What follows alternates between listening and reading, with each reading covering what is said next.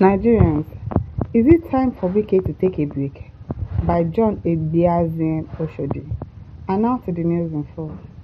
Diplomatic decorum and leadership, examining Nyesom Wike's conduct and the case for rest, testing, therapy, or a needed break. Indian Prime Minister Narendra Modi's historic visit to Nigeria was meant to symbolize the strengthening of diplomatic ties between two global partners. Yet, the visit has been overshadowed by the controversial conduct of Nigeria's Federal Capital Territory Minister, Nyesom Wike, during a high-profile diplomatic moment. The viral video of Wike's unsteady demeanor and awkward behavior has raised profound questions about leadership decorum, accountability, and governance in Nigeria. Was this an isolated incident, or does it reflect a deeper issue within the nation's political class? Can such behavior from a senior official be excused or ignored, especially during an event of such diplomatic importance? The Tinubu presidency's refusal to address the controversy surrounding Wike's behavior is glaring. In a country where the administration has been quick to rebut criticism on controversies, this silence seems strategic. Why has the presidency avoided commenting on the issue? Is this an attempt to shield a key ally? Or is there a broader discomfort in holding senior officials accountable? Could this inaction signal a lack of internal mechanism for evaluating the behavior of top government officials? If Wike's conduct were an isolated incident, perhaps it could be dismissed as a lapse in judgment, but given his history of erratic decision and confrontational behavior, does this silence instead highlight a culture of impunity? Why hasn't the presidency at least ordered an internal investigation or suggested a formal evaluation of Wike's ability to perform his duties effectively? Is the government prioritizing political expediency over national integrity? All these questions, if you ask me now, who I go ask? Eh? There is an event, but you decide to go and get yourself drunk as a drunkard that you are, and you're supposed to be in a political office, a minister of the Federal Capital Territory, drinking yourself to stupor, showing yourself because obviously you're not fit to be in that role, but yet you cannot behave yourself just once. What kind of image are you portraying for people of this country?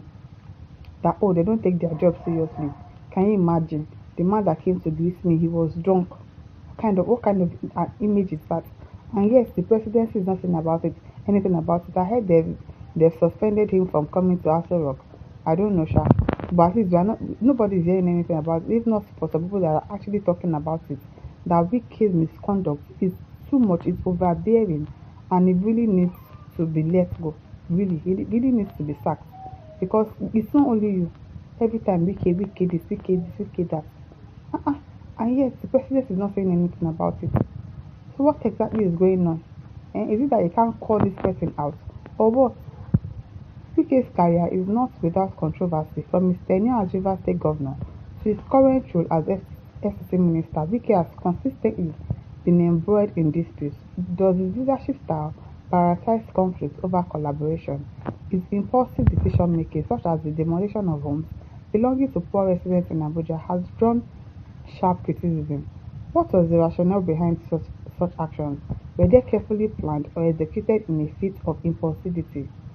Wike's threat to put fire in a governor's state over political disagreement raised alarm over the destructive potential of his rhetoric. How can a leader entrusted with public welfare make statements that appears to promote discord rather than unity? His altercation with a female senator from Abuja over the city's administration further underscores his inability to engage in constructive dialogue. Are these incidents evidence of a temperament ill-suited to public office, or they do reflect a broader issue of unchecked authority? Even with his own political party, Wike's history of public feuds raises questions about his commitment to collaboration. Why has Wike time and again chosen to lash out rather than build bridges? Could his confrontational approach be alienating allies and undermining his ability to lead effectively? While I do not accuse Wike of being an alcoholic or abusing substances, nor have I seen any medical evidence or tests to confirm such claims, the public discourse surrounding his behavior cannot be ignored. Yes, every time they cannot be saying that this man is a drunkard, he drinks, he does that, and there is no iota of truth there. He actually does it. That is why people are accusing him of doing it.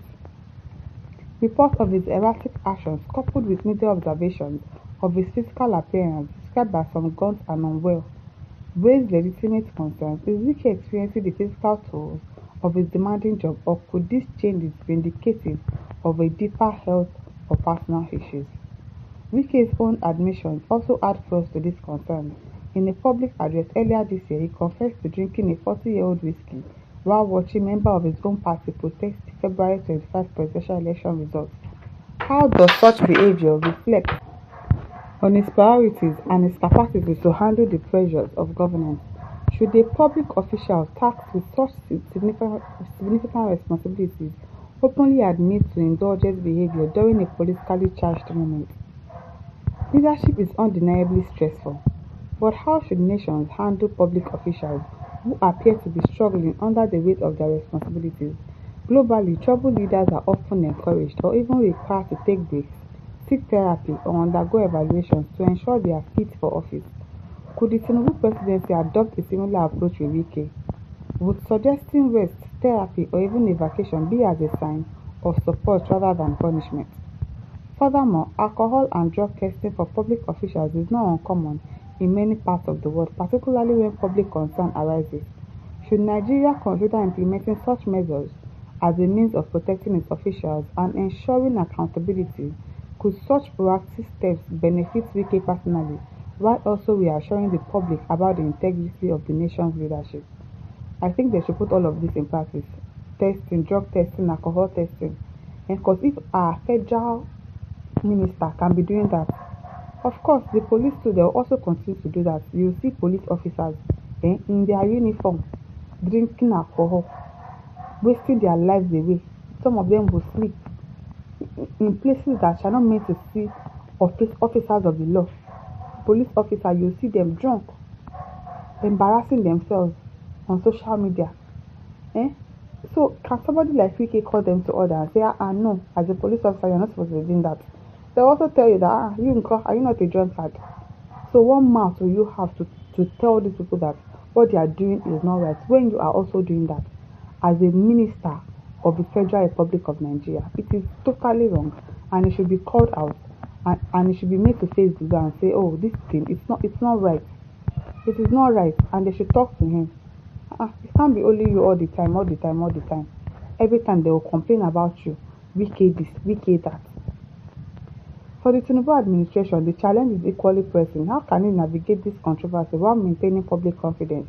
While they take the bold step of suggesting therapy, rest, or testing for Wike in the interest of the nation, or will it allow the matter to fade without resolution? These questions demand answers, not just Wike, but from a leadership structure that must balance compassion with accountability to uphold the integrity of public office. I don't think they will listen. Even here every day, we will know that they will not do anything about it. All the suspension now, before you need next week, he will go back and continue his job. Drinking, disgracing yourself in the faces of outsiders, investors that want to come into your country. It is well.